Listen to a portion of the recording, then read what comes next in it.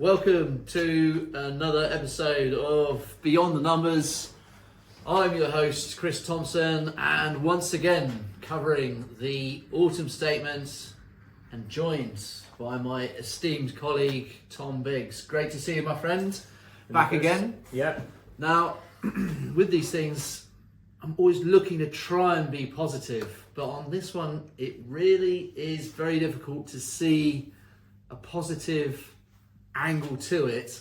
The big issue, Tom, as I see it, with the country's finances is one of debt. So obviously spending and debt increased in the lead up to 2008. Then we had the financial crisis. Bailing out the banks really made the nation's debt soar.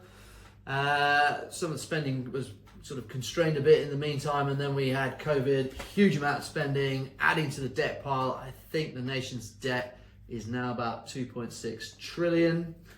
And so the Jeremy Hunt, Chancellor's big headline of this statement was tax cuts. As you and I will explore, the freezes to various allowances and bans means that actually it wasn't really tax cuts, but more your taxes won't increase by quite as much as they previously were going to. So on that note, we'll cover both business and personal taxes. Looking at business, first one, full expensing, Tom. Yeah, so full expensing is a measure that was introduced previously as a temporary measure, and this works whereby a company can, in essence, on certain qualifying expenditure, write that off against its taxable profits when the expenditure's incurred. That, as part of the autumn statement, was announced to be a permanent policy from April 2026, I believe it is, which, to all intents and purposes, sounds great. The thing I'd say about that is that at the moment, for a lot of small businesses, they've already got something called the annual investment allowance, which means that expenditure up to £1 million gets written off already. So yes, as a headline, it looks great, and I think the Chancellor said it's the biggest tax giveaway for companies in history, I think he said. Might well be the case, but for a lot of small businesses, actually it's going to make no difference at all because they're not incurring expenditure in excess of £1 million in a given accounting period. So fairly limited for small businesses, I'd say, in respect to that measure. So what you're saying is he really ramped up the PR headlines on that. Great for the big guys, the big guns, but for the smaller SMEs, yeah, less relevant. Probably no real impact. Unless you've got enormous investment expenditure. Yeah, Right. Quite deep pockets. But to be honest, it won't really make a massive impact, I would have thought, for a lot of small businesses. Sure. Next up, R&D. R&D, so previously the government consulted on merging the two R&D schemes. So at the moment there's an SME scheme and there's what's called the RDEC scheme, which is typically for larger companies. What they consulted on was merging the two schemes to make the whole scheme as a whole slightly more simplified. Sure. Which again, at headline level, sounds great. The only thing again I'd say about that is the merge scheme, as I understand it, is more likely to be towards the sort of RDEC scheme and kind of look like that in terms of the mechanisms, which is a slightly more complex regime than the SME one. So it's probably going to be slightly more difficult for smaller companies to understand how it works, and also probably it's not going to be as beneficial as the SME scheme has historically been. So again, SMEs arguably losing out slightly there. It could be the case. Okay, so small SMEs struggling a little bit again with that one. Feels like it. To be honest. Yeah. As much as it was an autumn statement for businesses, the Chancellor reckons. Not so great for some of our client base. No. Okay. Moving swiftly on. Business rates. Business rates. Slightly better news here for smaller businesses. So the Chancellor announced that the small business multiplier would be frozen for next year at the current rates. So that's great. No increase there. The standard multiplier will increase as was previously planned. And in, again, sort of more positive news for the hospitality, leisure and retail industries, the current 75% relief that's available up to £110,000 cap is to be extended again. And obviously it's an extension, so at some point it's going to run out, but nonetheless it is sort of further relief for those companies who are operating in quite difficult industries. Sure. So slightly more positive news there, I guess, on business rates. Good to hear. And some more good news for both investors and SMEs, Tom. The Enterprise Investment Scheme. Do tell us about what's going on there. So previously the EIS scheme was due to end as at the 6th of April 2025. This was known as the sunset clause. So effectively within legislation, that particular tax scheme was due to end. What the Chancellor announced is that that's actually going to be extended until the 6th of April 2035. So effectively there's another 10 years for companies to access that scheme.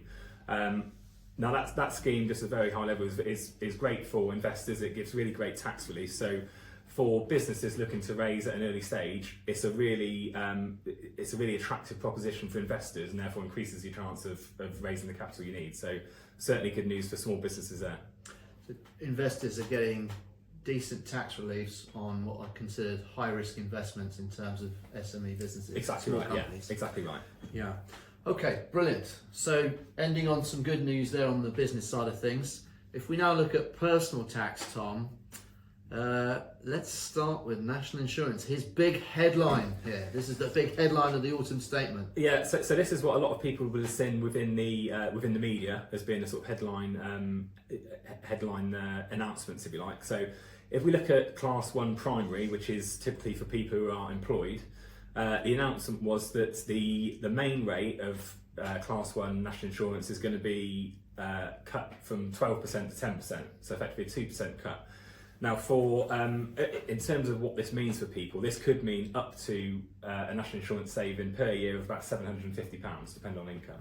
So that's the sort of quantum we're looking at. So at a glance, that looks great, fairly positive for people. Okay, so moving on to the self-employed. So the self-employed pay Class 2 and Class 4 national insurance.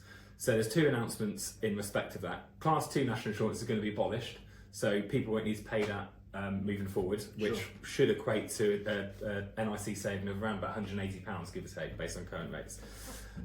Class 4 national insurance, not as sort of beneficial as the Class 1 cuts, but nonetheless the main rate of Class 4 national insurance is going to be cut by 1% from 9% to 8%. So this should equate up to saving up to around about £377. So all in all, for self-employed, overall benefit could be up to around about £550. So not quite as generous as the employed rates, but nonetheless a cut, if you like, nonetheless. Mm-hmm.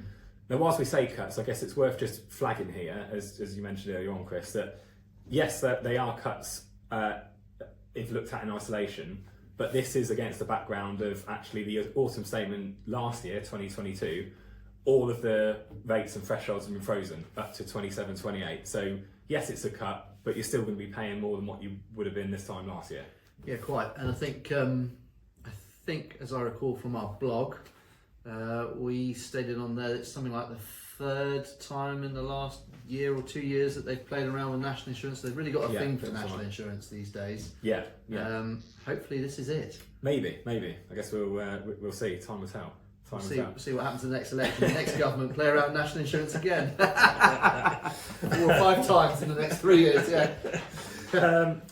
So they were cuts from national insurance. Now it's worth noting here as well that there had been an extension to the deadline for paying voluntary national insurance going back to 2006-2007.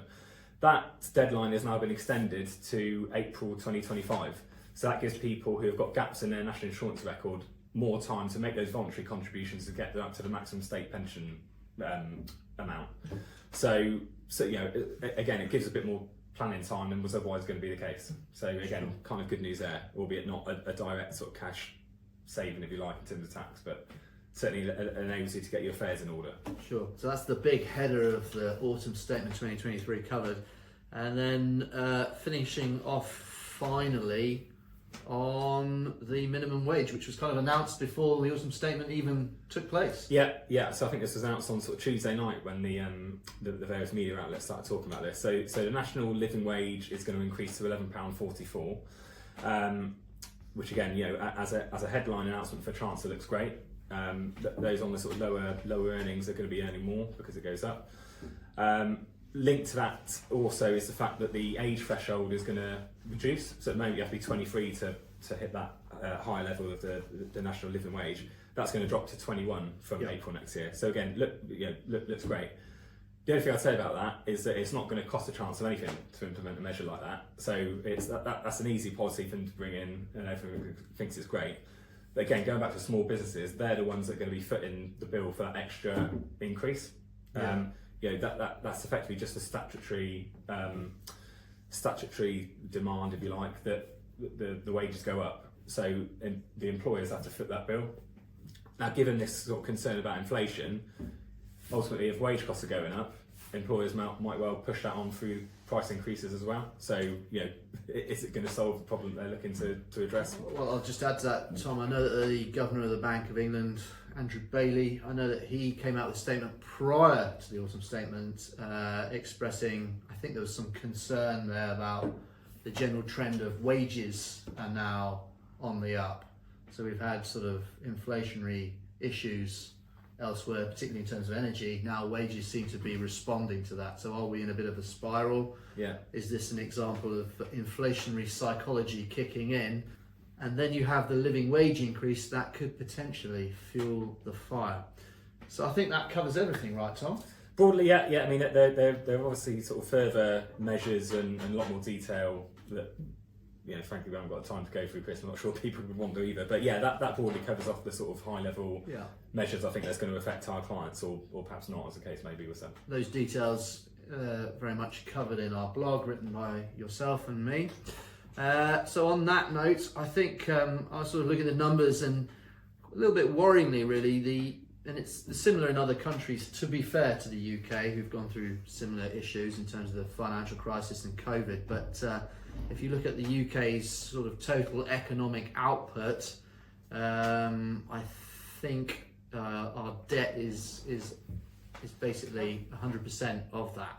That's quite concerning. So if you were an individual and we looked at your total debt and it's more than your annual income, I'd say we'd be a bit concerned. Maybe the bailiffs will be coming around and knocking on the door, people, and saying that. Obviously, nations are slightly different to individuals, but it is concerning. And I think if you look at the OBR's predictions in terms of these freezes to tax bans, it basically means that the tax burden is going up over the next 5 years and will reach a post-war record of, I believe it is 38% of GDP. So difficult headlines. I think the Chancellor did allude to the fact that tax is where it is, but he did also sort of mention public spending and looking at departments, and I think the word efficiencies or the equivalent came in there. So that hints as to what might be happening to public spending. We've got an election next year. Rumour has it might be May, shortly after the budget next year.